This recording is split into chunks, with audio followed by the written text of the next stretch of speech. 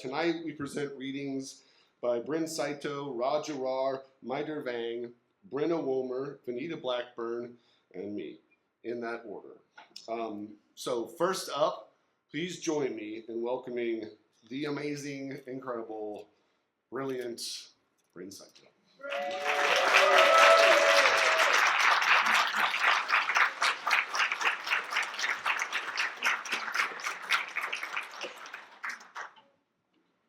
I'm going to read you 3 poems, 2 new ones, 1 old poem. I'm going to check my time here. Okay, here we go. This is a prose poem about IVF. We're just going to get right into it. It's called Numbers Game. All along it was a numbers game. 15 retrieved would get you 5 or 6 blasts, would get you 1 to 2 embryos. But 4 got you 0, got you 0. 41 years got you 3 degrees, 4 serious partners, 6 not so serious but devastating in their own right. 41 years got you 1 marriage, 1 house, 2 dogs, 1 cat, 3 books, 0 children. 25 is the number of minutes you were under anesthesia for the procedure that would change your life forever. 3.26 is the number of inches of rain that fell in your hometown when you were drugged up and waiting.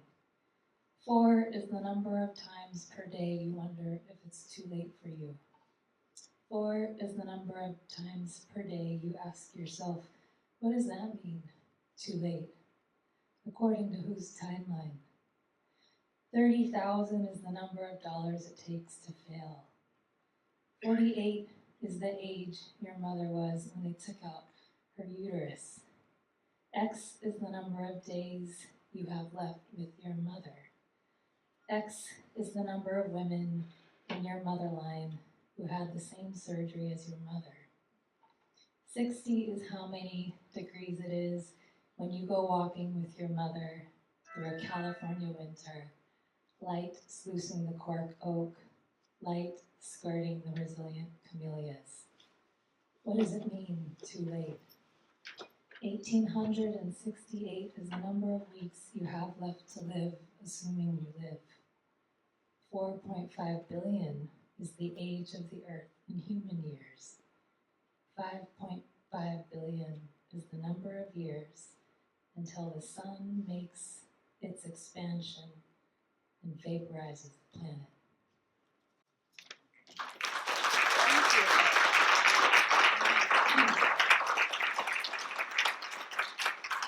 This is called With Great Fear We Inhabit Our Respective Mountains.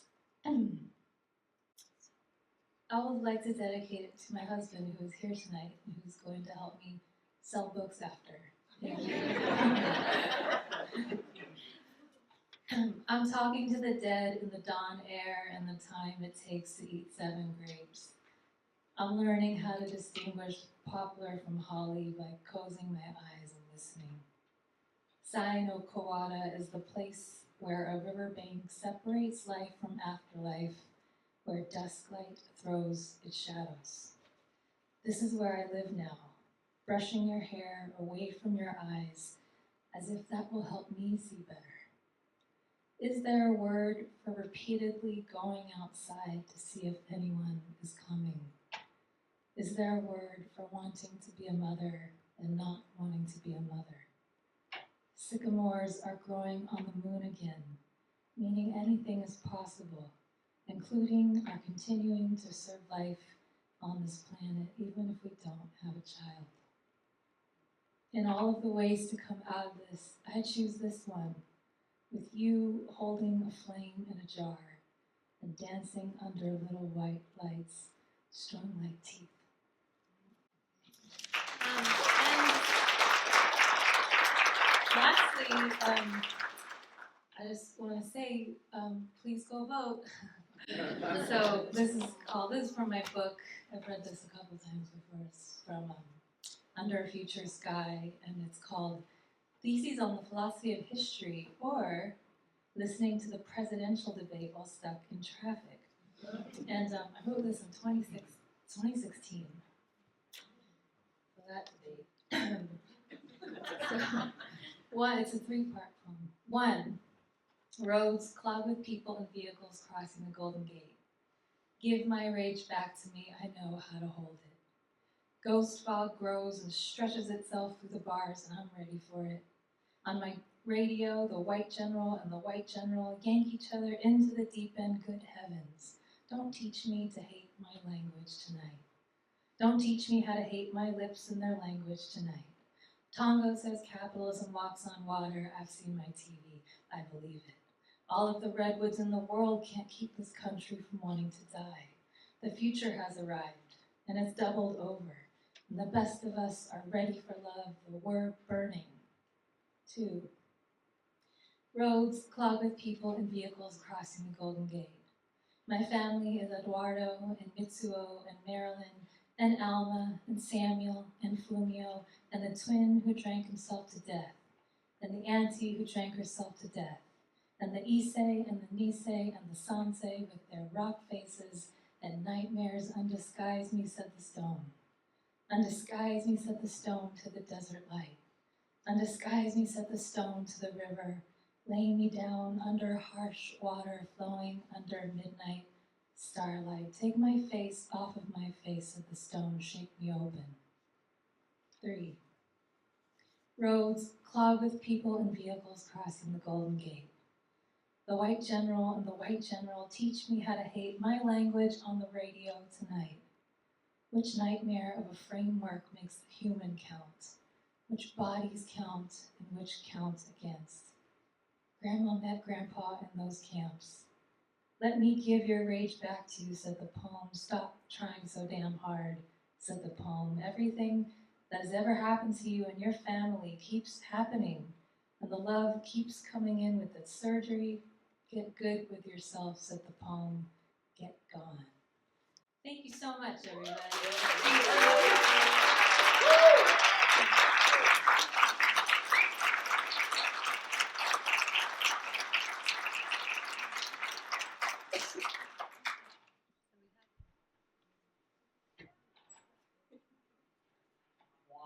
Memoir. So it is basically a parenting guide that is kind of tongue-in-cheek about me having my child at the age of 18. He's now a full-ass adult. So much of art is time travel. So it's kind of like going back in the past and giving that instruction manual to myself and saying, I know it's going to be tough, and I know that you think that it's impossible, but it's not. And not only is it not impossible, you might actually do a good job.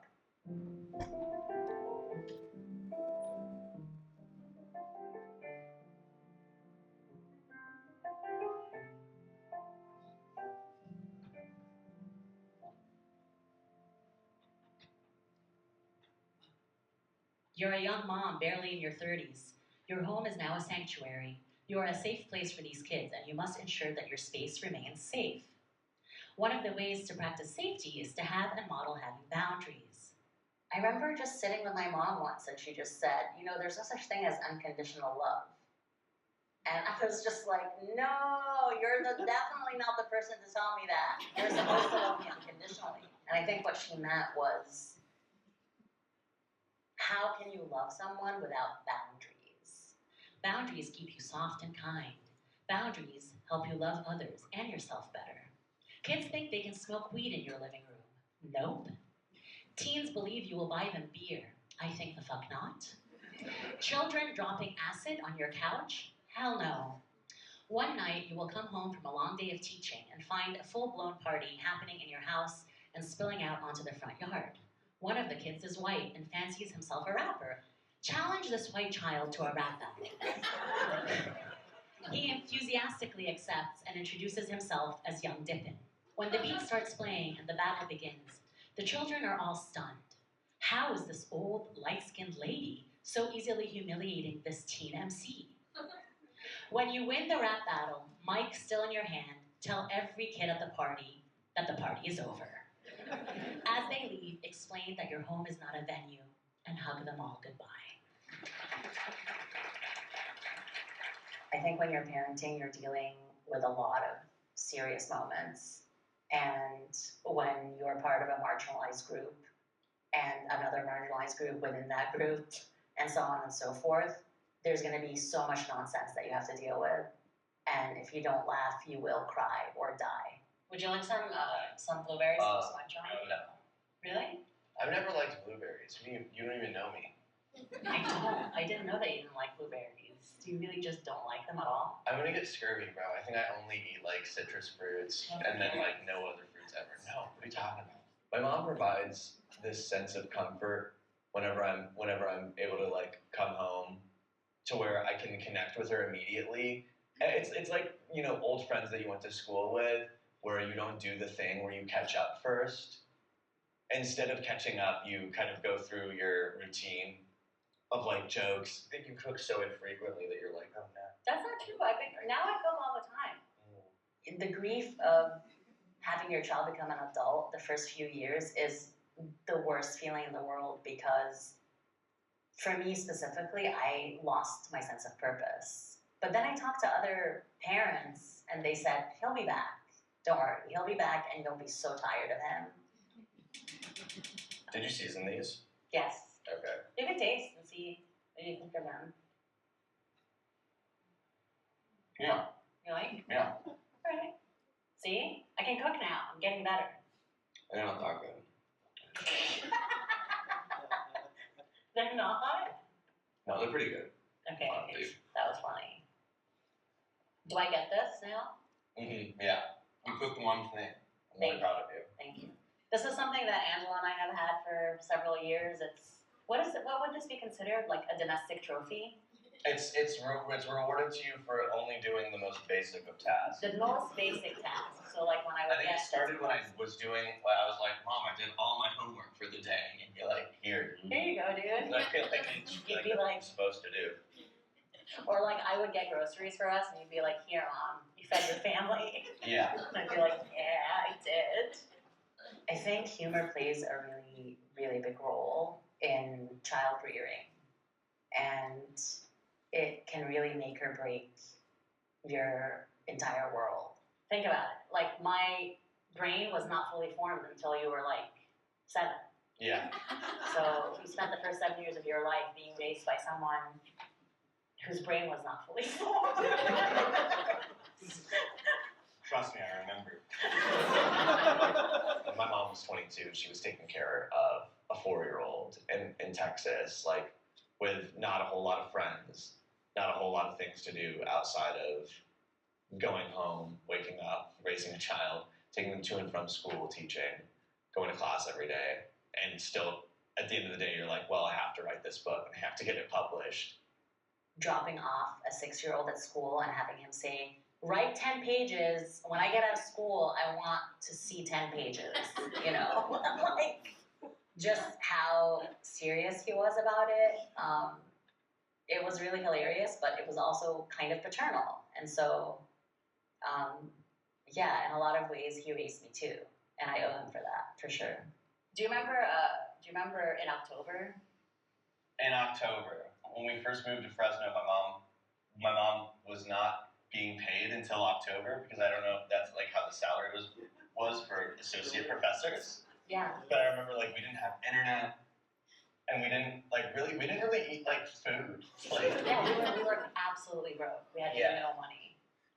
I write a little bit in the guide about the regrets that a lot of parents have. So many of us have a lot of guilt about what we could have done differently.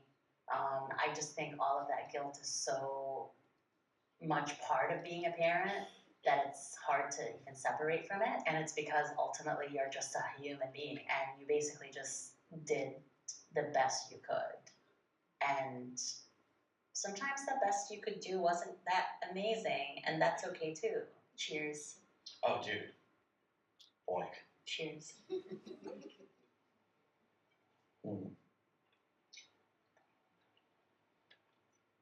I think I remember like just having to remind myself that as a kid, there's no way for you to know how hard it is for your parent. You're like way too young and you're going through your own stuff. Because I remember we did have a moment where I was like, I want a PlayStation and a guitar, and you're like, you can either have the PlayStation or the guitar, and so I just chose the guitar, and then all my friends chose the PlayStation. Moments like that were like life defining for me. Did you know that I couldn't afford both, or did you think I was just being an asshole? The latter. Right. Good job.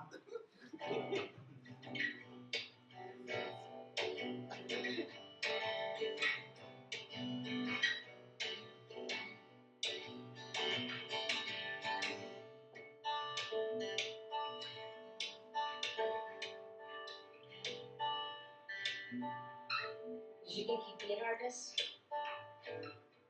No. When I was a child, I wanted to be a corporate lawyer. I didn't know what I wanted to do as an adult, so I was like, easy. I'm gonna be a corporate lawyer. My life is like decided for me. I wanted to like live in a world of absolutes, I think, when I was a child, because so much was uncertain for me. Yeah, exactly. And then like as I grew older, I was like, oh well, actually uncertainty is like the only exciting thing about life. It's like the only constant is uncertainty. I definitely like started taking music seriously because I saw how serious you took your art and like the way you operated. The fact that Angelo has continued to be who he always has been is a huge success.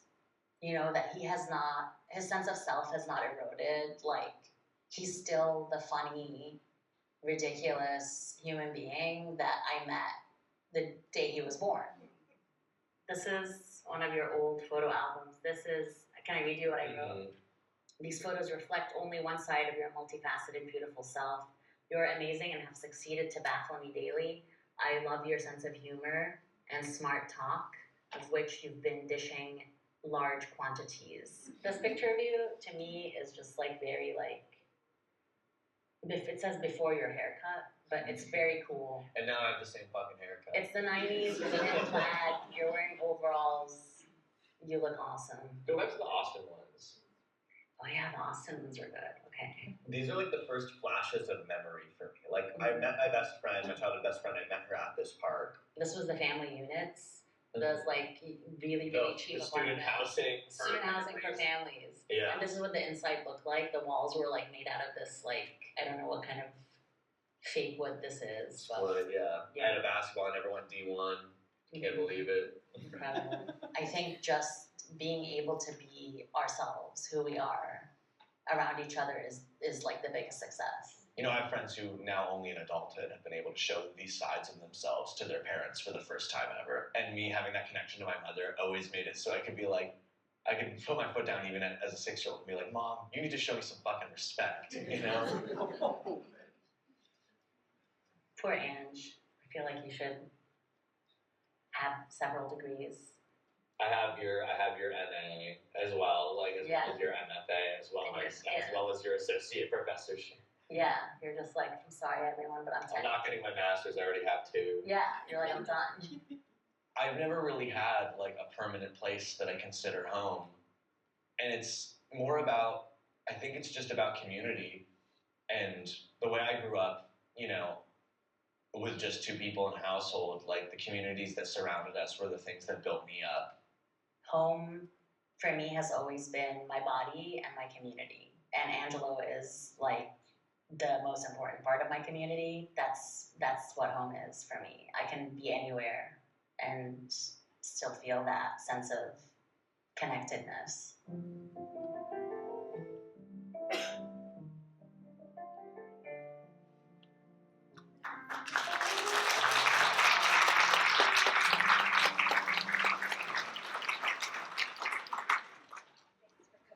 Tonight to the MFA faculty reading.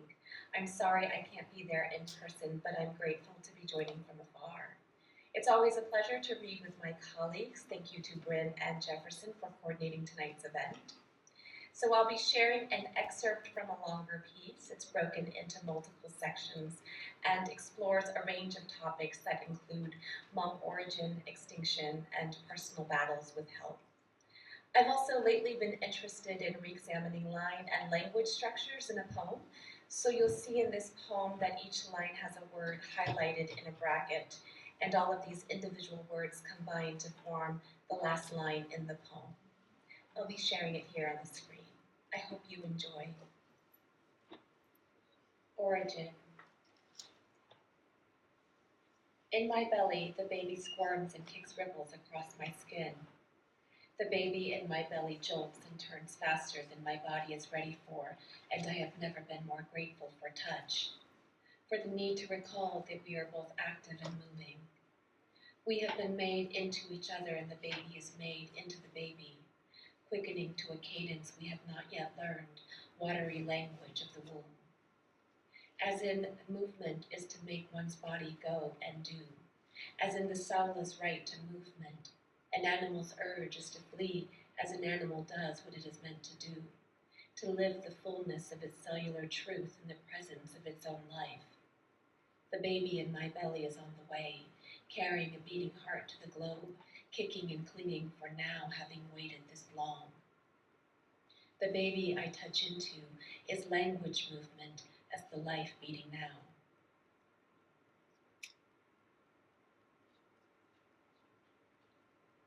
Once upon a time, when all that had been was no more, nothing could no longer be. No one was around anymore to make nothing go away, and anything that ever was had been taken from all. Once upon a time, the people ate from their annihilation. They fed from the fat of their excess. They drank from the void in themselves. They woke and they coffeed and they snored. Once upon a time, the world spit itself back to the unworld. The planet changed its title to unplanet. The word unearth took on a new meaning. Once upon a time, the air became riddled with holes until it grew into a massive blank space. Once upon a time, everything became nothing, and nothing was the most frightening thing that no one could touch. More nothing and time from void upon the unplanet, riddled into everything frightening.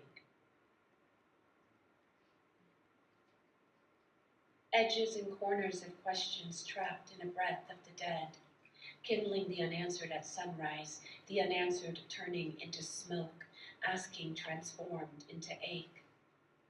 I lock the questions in my pillow, but they slip through thread of my first earring pierced by grandfather. Hmong, who are you? Where do you come from? Have you a geography, a country in which to be Hmong? Are you flesh or myth? Are you deep with marrow? Why are you here? What is your war? Do you proxy? Do you American? Do you English? Do you ancestor? Or do you God? Hmong, what will happen to your kind? Will you always be orphaned? Will you leave your clan behind? Hmong, how much more sleep toward vanishing and an erasure of tones? How war-torn to be voiced by a wound? Questions kindling into thread by which marrow is ancestor to orphaned sleep tones.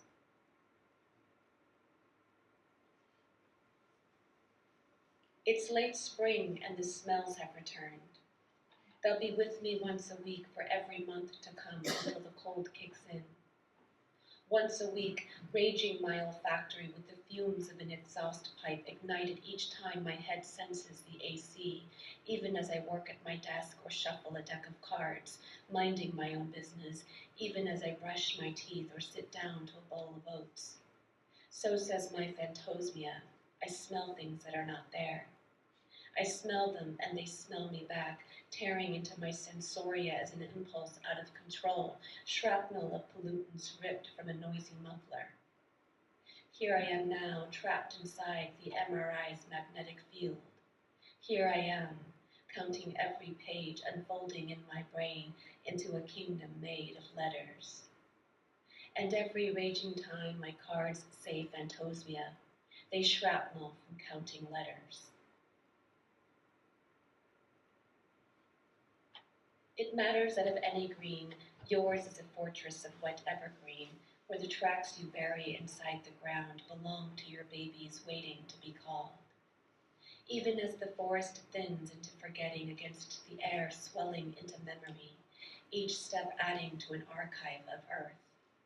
It's the matter of a wet evergreen forest as it was at the beginning, the matter of a biome undisturbed as the medicine to your being.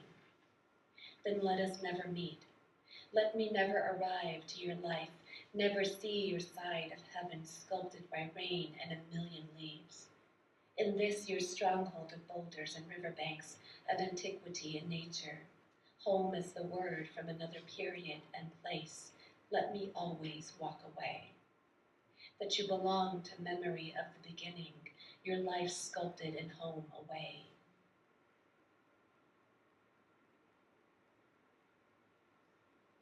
Languishing between lands, mountains, and exits, a desperation to flee at any moment's notice, the sprung heart says it is the era to go. The traffic of shape-shifting, rumoring through a new dark, murmuration on the run. The flight out of China, mums spread across Yunnan, Guizhou, Guangxi, southern lands. A society of scattered cloth, subjugation of the ethnic. Retreating to Laos in a ripple across the north, Xiangquang, Huafan, Luang Prabang. Falling into tropics come standby tongues of cluster bombs feathering on T-28. American craving and monk-fed as a child of empire, adopted then forsaken, refuge into refugee of Thailand. Winters of St. Paul, orchards of Fresno, Milwaukee beyond. Evicted to have no country to be Hmong, follow the ancestors, 100 buffaloes strong, in a village of hill rice from sky to sky. Desperation sprung through flight across scattered north, tongues fed, forsaken beyond no rice.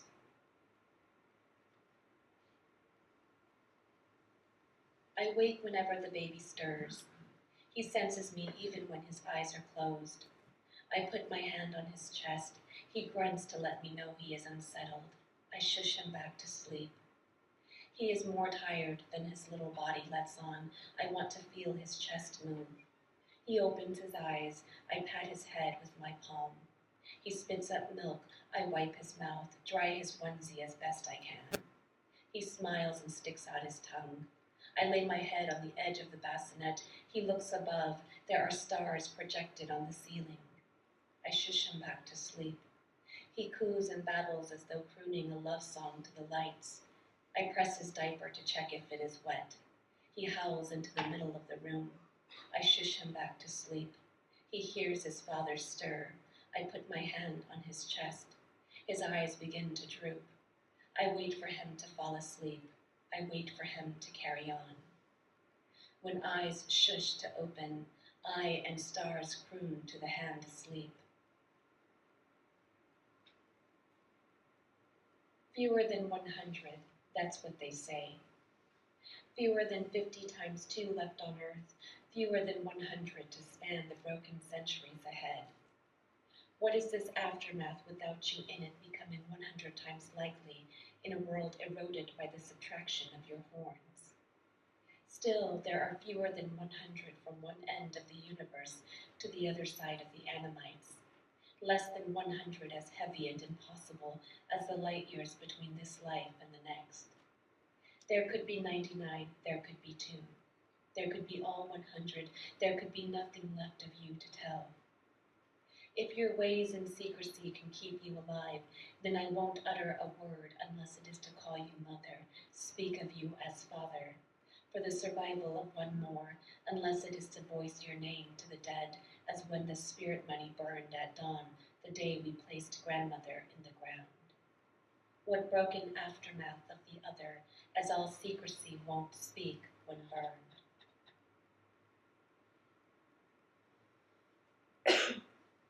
The odds of mom's survival begs me to wonder how we are still alive.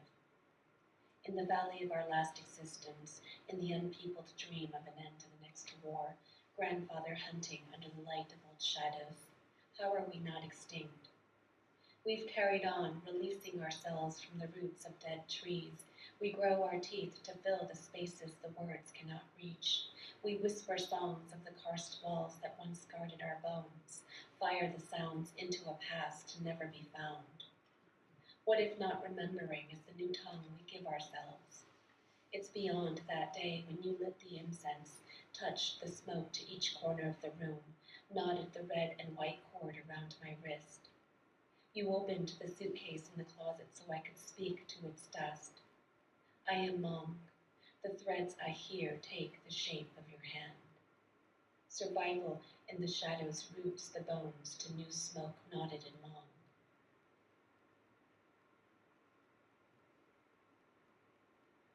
As far as hell goes, I spin mind cycles through the wash, spirits hissing in water, ringing up mood clouds until the wash smells of old books, fossil books, missing books, spell books. In the hospital this year, I saw my body believe in the rain. The curtain fell from my face to unveil a skull breaking in a cage of hair. I am calling out to myself. I am asking myself to come back to the threshold of my present. Come home again, my body. Come home, my fingers. Come home, my feet. Come home walking through the front door. Come home, my neck. Come home, my legs. Come home, my belly. Come entirely home. My work is to compose three spirits, shadow, breath, vital. If strolling in circles returns me to grief, then I wander off in a line. At night, cold turns into morning when I announce myself as wolf, scent my lips with ash. Through clouds in my skull, I threshold my door, my breath turns wolf. Thank you so much for listening to my poem. Take care. I will see you all soon. Bye, everyone.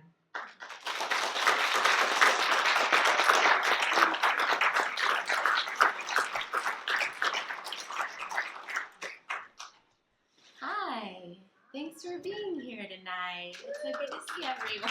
Oh, thank you. In honor of my absolutely fabulous workshop on Wednesday nights, which is the CNF workshop, we're leaving our long form section and workshop, and we're heading into Flash. So I'm going to read 2 Flash pieces for y'all.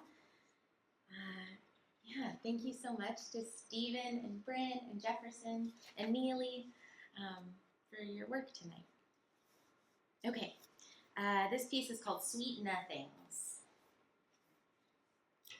A 16-year-old high school junior goes to Zales in the mall with her boyfriend's mother to pick out the ring she wants him to propose with.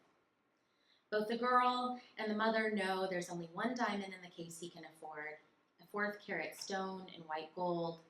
So they pretend it's the one the girl wants because right now, all she wants is a marriage nothing like her parents and thinks she can have it with him. So she'd say yes to a soda can tab or a ring pop or a well-tied loop of string. She'd say yes to nothing. She has her ring finger sized, the mother to report back. A 16-year-old high school junior sees her boyfriend's mother's minivan pull into the parking spot in front of her apartment building. His mother lets him out with a bouquet of flowers and a box of ice cream sandwiches and a plastic grocery bag and then leaves. The 18-year-old gets down on one knee in the kitchen of the apartment the girl shares with her mother, who listens against the door of her bedroom a few feet away. A decade later, when the girl is a woman, she won't remember what he said in the way of a proposal, just how little they had to say each other after she said yes, how awkward the silence. A 16-year-old high school junior and an 18-year-old high school dropout scout a pink B&B in town for their upcoming nuptials. They haven't set a date yet because at least one of them is scared shitless and knows the wedding can never actually happen. At least one of them knows life has to be bigger than this, but is afraid to let go because what if it's not? The 16-year-old's mother drove them to the venue, and she peeks around the garden while the couple teeters on the porch swing out front. He's wearing his father's brown leather flight jacket, and she shoulders an empty purse. The three go inside to ask about availability, and they're handed a brochure by the woman working the front desk, who is polite but understandably dubious.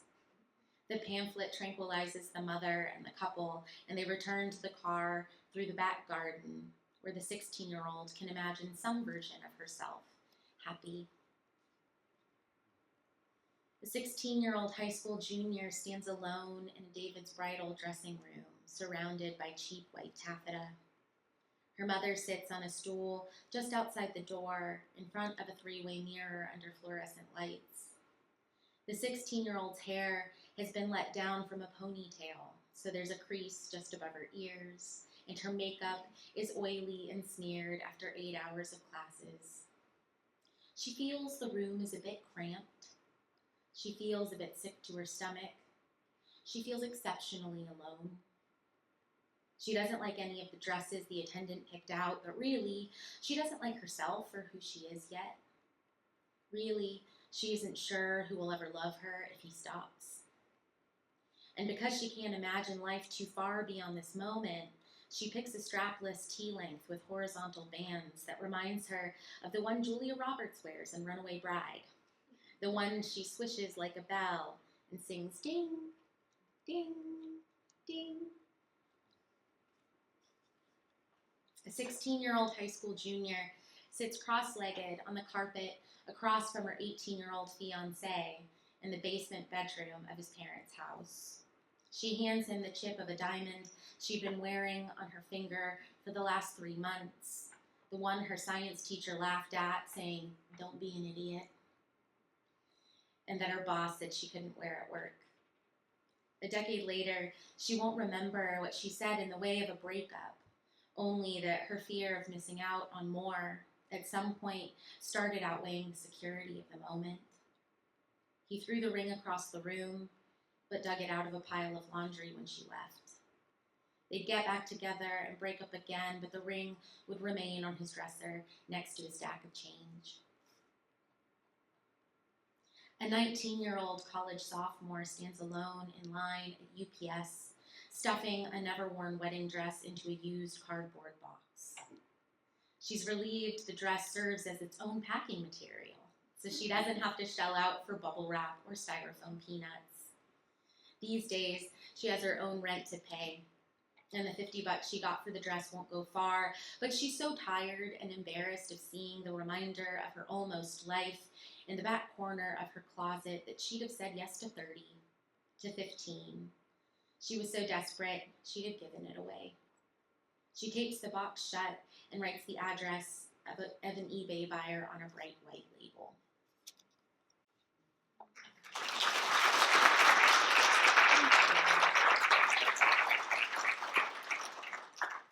Okay, this piece, last piece, is called Wusthof Silver Point 2 10-piece set, which is quite a name, I know.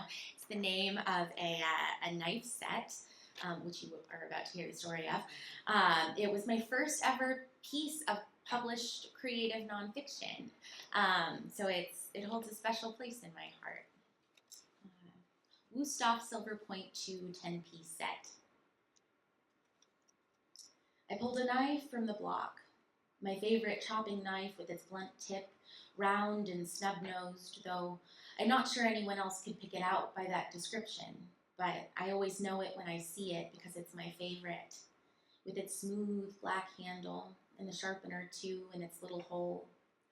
And I can hear his voice in my ear like a father, like a bladesmith, saying, "Keep them sharp, or else they're useless," and showing me the way to hold the sharpener vertically in one hand, its tip pointing up at the pockmarked ceiling of the house we found on Craigslist. With the tip pointing up, he held the knife in the other hand, perpendicular to the sharpener, resting the blade against it at the hilt, and pulling it toward him, then thrusting it forward over and over again. He did this, and the metals together made a whoosh, made a shing. The metal shining, catching the yellow kitchen light like a ring would have, like the ring the knives were supposed to be. On my finger, the left hand, the hand I'd used to hold the sharpener, the hand where nothing sparkled even after the words, 2 years, big gift, something special. The knives are in a different home now, my home with someone who isn't him. And when I packed my things, I wondered if they were mine to take, because it never really felt they were for me in the first place. After all, did I even care enough to sharpen them? Come here, let me show you. When's the last time you sharpened these? Too long, too long. Look how it won't even cut through the skin of this line, too long. Watch how I sharpen it. Now it goes right through, see? And so we made drinks, and we talked, and I missed those talks where I could say something exactly or close, and he would understand the thing exactly, or if he didn't, would talk through and around and over again until he did. And by the end, I knew I understood it better too. And we would make love against the kitchen counter, on the Chase lounge, on the hood of the car, in the open air garage, because the neighbors were old and already asleep. The man made hunting knives out of his shed, sharpened them on a big wheel in the big shed behind his garden, which was so much better than our garden. And that summer, while I was watering our cherry tomatoes, he handed me a basket of cucumbers. And I didn't know they would be prickly, that they didn't want to be held by me or the old man or his wife who was in and out of the hospital and never heard us on the hood of the car because she went to bed around 8 and her husband shortly after. But he knew how to sharpen a knife and grow a garden and keep a wife for 50 plus years. And I should have asked him how to sharpen a knife because sometimes it's hard to learn from the people we love. And how to grow a garden because the squirrels kept eating my peppers, squirrels with pepper breath. And how to keep a wife for 50 plus years because maybe then I could have told him how to keep me.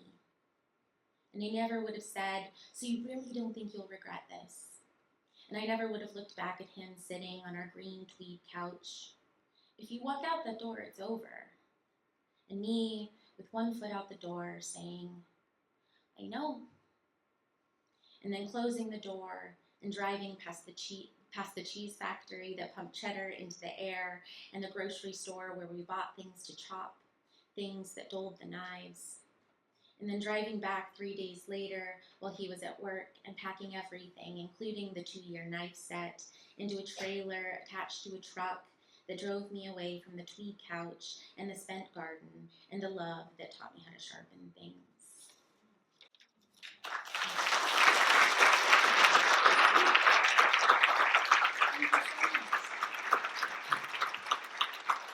Up next is the incomparable Venita Blackburn.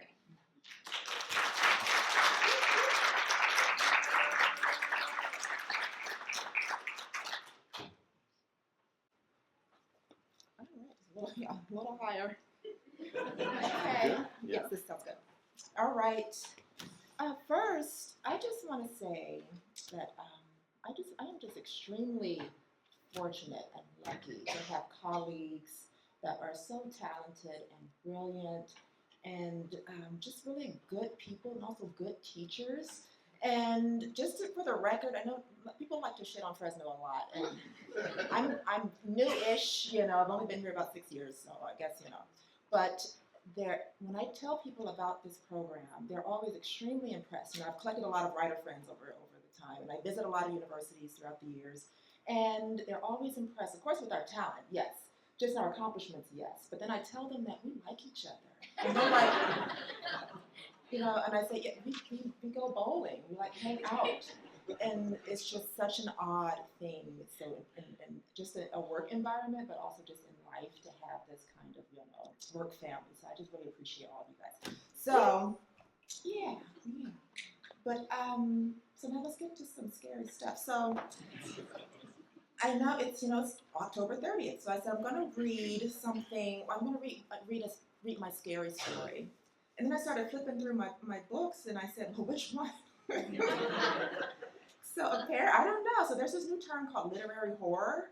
I'm like, maybe I'm a literary horror writer because I couldn't decide. So I was like, okay, the zombie one, the witch one, the one that's actually called Halloween, and then there are others that actually scare me. So I have to give you a warning. So my view of horror is a little different than other people.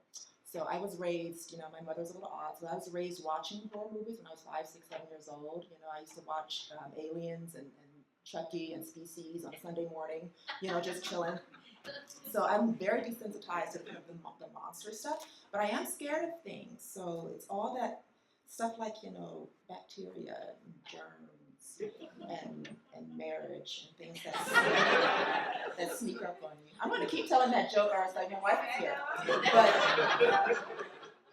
But it's true. So, and I've also discovered that I'm very privileged because I've been privileged to experience a life where I've never been so scared by anything that has happened in comparison to what I imagined what would happen. So, then there's of course, things that are really bad, but I'm lucky that nothing as bad as my own imagination. So I'm going to read this one. It's called Ambient and Brown Liquor.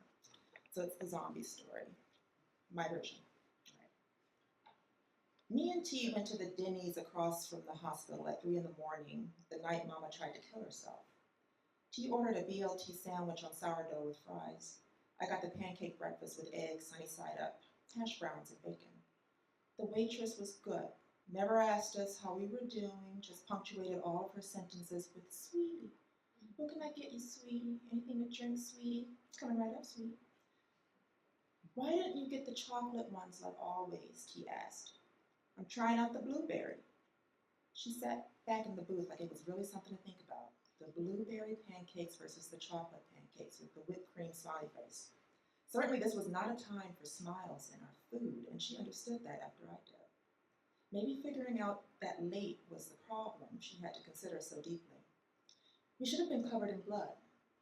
We hadn't been taught the proper signs of death, how it doesn't lurk in dark robes or burst from a warrior's chest in battle or appear as the slow-motion spray of brain matter and other vital organs scattered in the wind like dandelion fluff. That would have made more sense than looking the way we always look, except in the face. T looked old as shit. Maybe we both did. Girls our age usually showed up at diners in the middle of the night coming down off pills and wine coolers after being molested for hours on a dance floor. You look like Auntie Tammy, I told her. Fuck you, she said with a laugh. It was dark outside and quiet, with a thin fog that made the streetlights fuzzy and jittery. Only 2 other groups were in the entire restaurant, which was large enough to hold 50 or 100. I don't know. A few tables away, a family waited. 2 women, a youngish man, and a girl with a pink balloon tied to her wrist asleep in one of the woman's laps. The balloon hovered above them all, singular and swaying in the air conditioning. In the other aisle was a couple, 2 older men, sad like us, but a little different. They ate soup and drank ice water with lemon. All of these people should have been covered in blood, dried and full of tissue and matted hair. It should be fresh, too, running in places from wounds recently torn open and often from the dead that dripped onto them. The droopy men and the heavy women and the little girl with her shoe about to fall off her foot as she drooled in the woman's lap, all of them should have been covered in blood. Then the waitress came over and brought her coffee. She, too, awash in death, smiling behind the steam from the mugs. Here you go, sweeties. I imagined the coagulated masses of torn flesh dropping into the cups from her chin like red cubes of sugar. Thank you, we said. I remember going to the emergency room as a kid after an ant crawled into my ear and wouldn't come out. This really happened. Mama held my head under the faucet while I cried, but nothing washed out. It's in there, I yelled over and over, hearing it bang and buzz around inside me like a mad Chinese chef cooking stir fry. T looked up at me, then she looked out at the street. She held her coffee like a woman who had lived a lifetime and earned every sip. In the zombie apocalypse, would you kill me if I got bit? I asked T. She sweetened her coffee, tasted it, then sweetened it some more. Or what? Or just let me turn. Would you try to eat me? Of course! I took a bite of bacon and slipped the eggs with my fork so the yolk ran into the hash browns. T leaned forward with her elbows on the table and looked out into the dark, empty streets. No cars passed, no people passed. There was nothing out there. How would you want me to kill you then? I don't care if it hurts some. Really? Yeah, that's fine. I tried to not make it hurt though. So you would kill me. I dropped my fork. She squirted ketchup on her fries and began to eat. Is that a problem? You seem like you want it, and a lot of times you deserve it. I would just have to remember how annoying you are and then just boom. We had very little practice with death before that year. And then the bitch began outperforming herself all around us. First, no one was dead, then everyone seemed to be gone or leaving. Life felt like the mystery. All of the people around us acted as if they were alive when really they were closer to the end than they ought to think. None of the dead and dying we knew looked like they were supposed to. So you shoot me, your favorite sister, my only sister, and maybe, did we get guns in this movie? It's not a movie, I just want to know what to expect. Would you kill me then? No, what? You just let me run around all gross and eat people? Yes! That's crazy. She sipped her super sweet coffee and seemed to begin aging backward a little. I was glad for that. I saw T more in that moment, and maybe I would kill her in the zombie apocalypse if she looked more like T. Pretty, her dark eyes cutting deep into whatever she stared at. Maybe I would just let her die like that with that face. Right now, she said, you have to promise to shoot me in the fucking face if I get bit by a fucking zombie. I do not want to live forever as a chest, bones, out, jaw swinging corpse. I laughed at her imitating a zombie jaw. Do that again. She did. I laughed harder. The men with the soup got up to pay their bill. The little girl was awake and sipping orange juice from a child's cup. Look, promise, I would kill you, then kill myself, so we wouldn't have to deal with any of it. But what if there's a cure? You just popped us both, and the next day they announced 3 cures for everybody recently infected, and we're all dead and shit. She smiled. Well, that would be a problem. Yes, a problem, but we're dead, so it wouldn't matter. Dead people don't have problems. She reached over with her fork and took a piece of pancake. These aren't as good as the chocolate ones. You just wanted me to get those so you could have some. She ate another piece, then another, and quit trying to enjoy her terrible coffee. She liked to eat her sugar rather than drink it. We waited in the car until the sun came up before going back to the hospital. The most frightening things that eat up our lives can't be seen.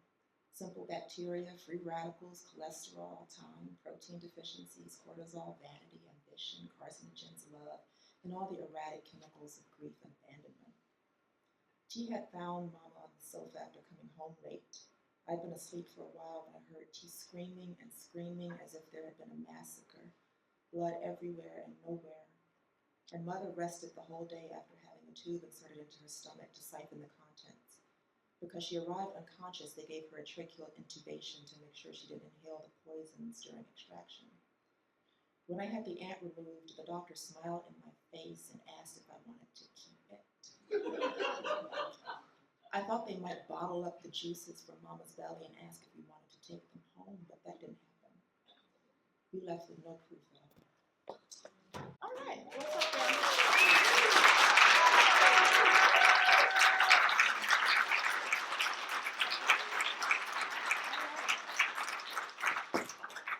All right, on that note, I also Stephen Church. Come on, bro.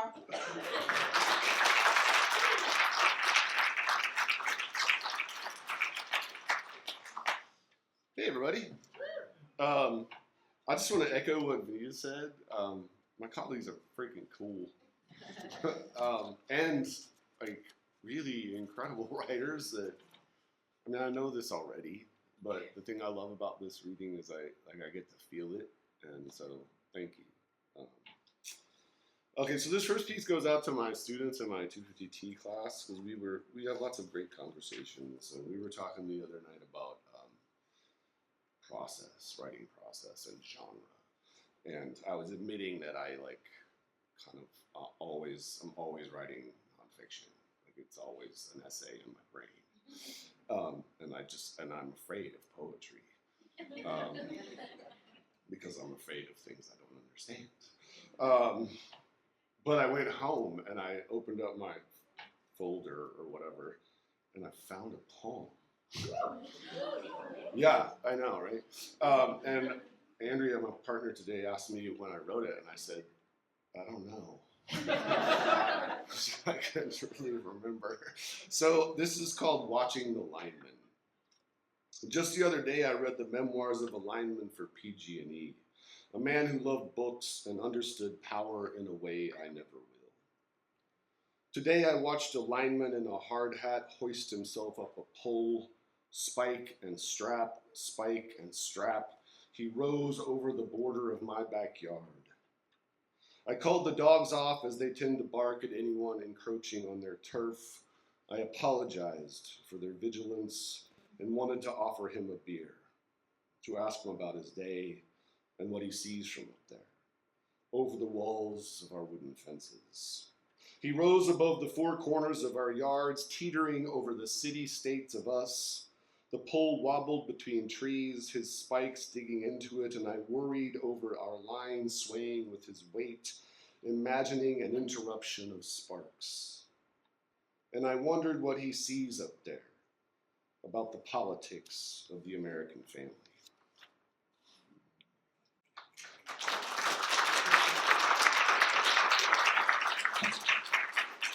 Only palm. Keep going all the way to the margins.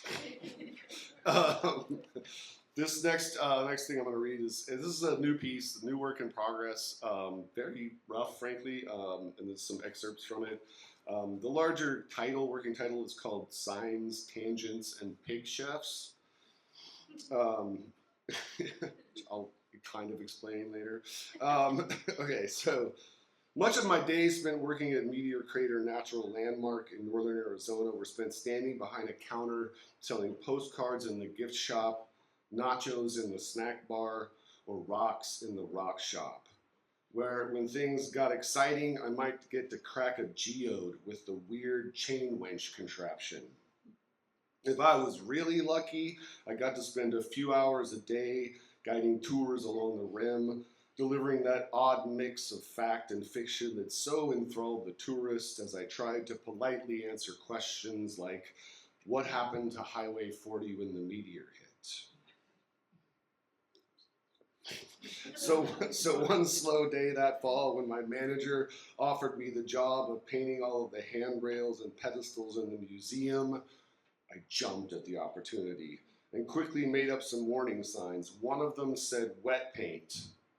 The other one said dry paint. And as I moved around the museum working on my job, avoiding talking to the few tourists who milled around, I moved the signs around randomly, sticking them to walls and display cases. I'd watch as people approached the signs, and no matter what was written on them, they'd flinch and pull away or step back afraid of the paint. And it reminded me of my family's odd sense of humor, but also language and the human brain. It made me think about that liminal space between sign and sense. What is it about the form, font, and style of a warning sign that causes our brains to skip the content, to react simply to form and design, to the interplay of color, negative space, and positive space, or more to the point, what is the peculiar delight that I derive from reading such signs? As a kid driving around with my dad, we used to spend a lot of time watching for things outside the car and reading road signs. We didn't have cell phones. We had punch buggies or perdiddles. It's a car with one headlight that required close observation and decisive physical action or reaction, specifically punching and flinching. We hit each other often for fun. It was weird if you think about it too much. But if we passed a dog taking a shit, that was a sign of good luck. And if we passed a sprinkler hosing the street, it was bad luck for us if we couldn't roll up our window fast enough because Dad would just pull up and park and wait for the sprinkler to swing around and soak you through the window. One of our most common pastimes with Dad, aside from trying to spot funny signs or shitting dogs or Volkswagens or sprinklers, was trying to decipher the codes of vanity license plates, all of which are activities I find myself still doing today with my own children. It's odd what we inherit, this puzzling over language and the strange tangents and signs of everyday life. It's hard to imagine sometimes what will persist. My father told me recently that he thinks I'm constantly processing the world around you. as if that is something that other people don't do. He said he thinks this is part of what makes me a writer. I think he means that I'm constantly reading the world around me, looking for stories or signs of something deeper. I think he means I distrust the surface of things. According to my limited and largely anecdotal and Facebook crowdsourced research, there are a lot of signs featuring pig chefs. Most of these porcine gourmets are either cooking another pig, cooking themselves, or occasionally boiling a human alive.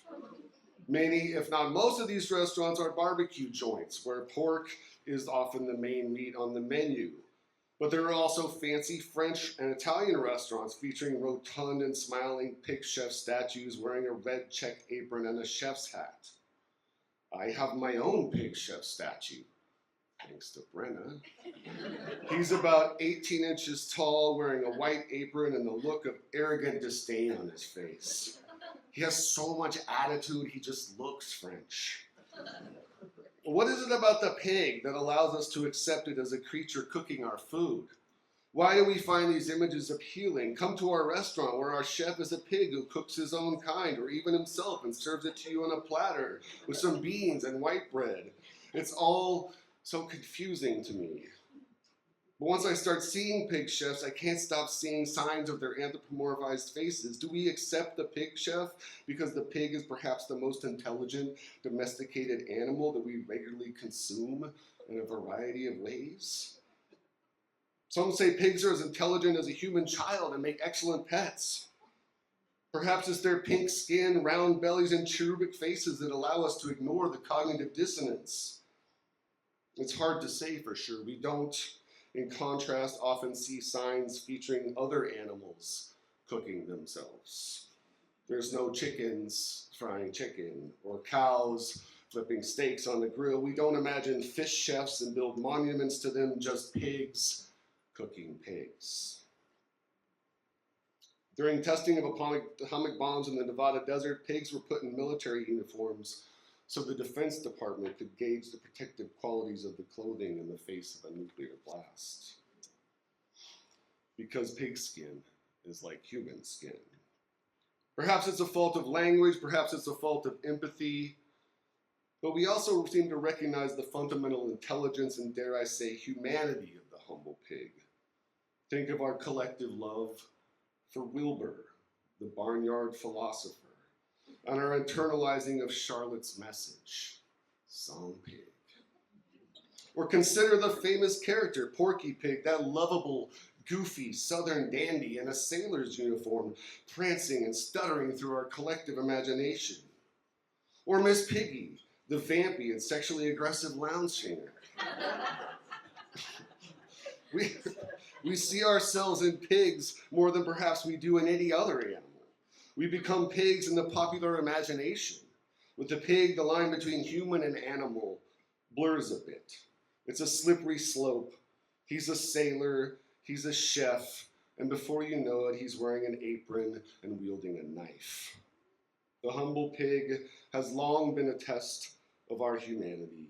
That line between us and them, between human and animal. I'm gonna take a drink for this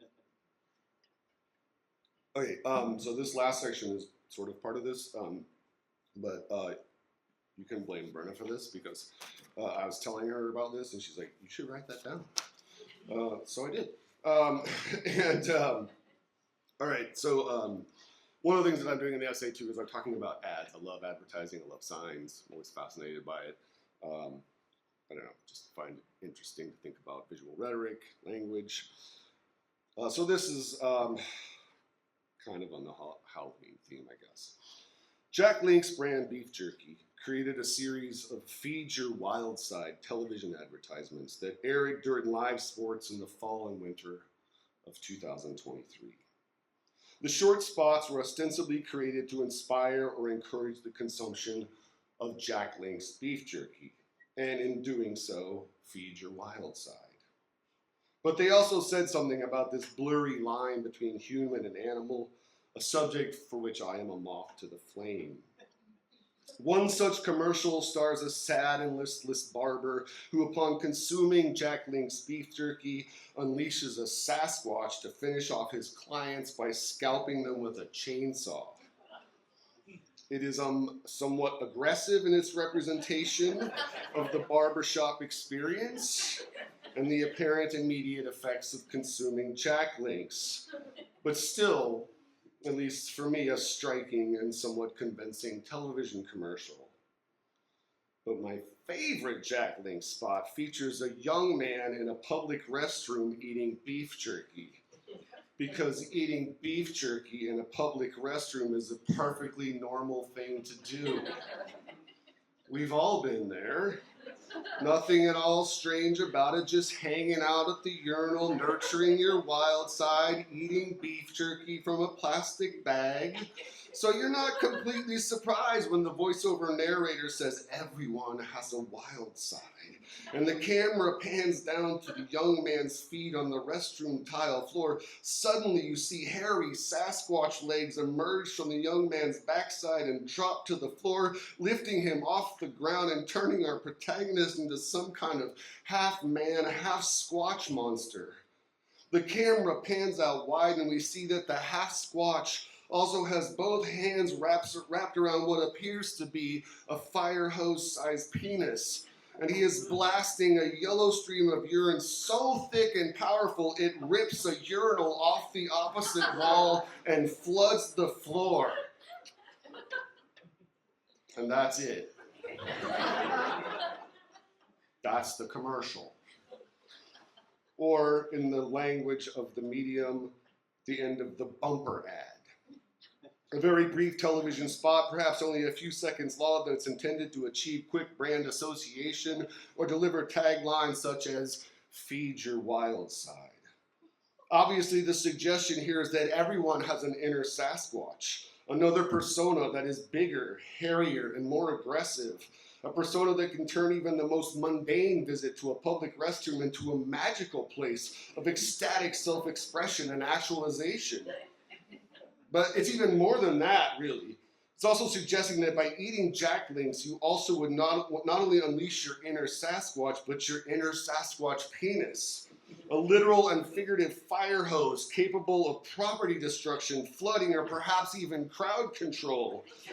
I mean, if you think about it, that's like having a superpower and a curse. You'd have to be careful and responsible when you use it. You couldn't just go around destroying human toilets. And it's at this point for me that the bumper head bumps up against something else. It becomes art that inspires both thought and emotion in the viewer. It becomes a window into the struggles that all Sasquatches must feel. They can never live among the so-called civilized, can never know the quotidian joys of human life because their urine streams are too powerful. They are doomed forever to stay hidden in the wilderness. They will never truly enjoy the unfettered use of a public urinal while eating beef jerky, or the simple joy of sitting down to do their business in a restroom stall filled with the poetry of love and shit. No matter how human they may seem, there is something fundamentally untamable and wild about a Sasquatch that will always keep them on the margins in that confusing liminal space between human and animal. Seen through this lens, this commercial, this ridiculous bumper ad becomes instead a profoundly sad, cautionary tale about the very real emotional risk of feeding your wild side.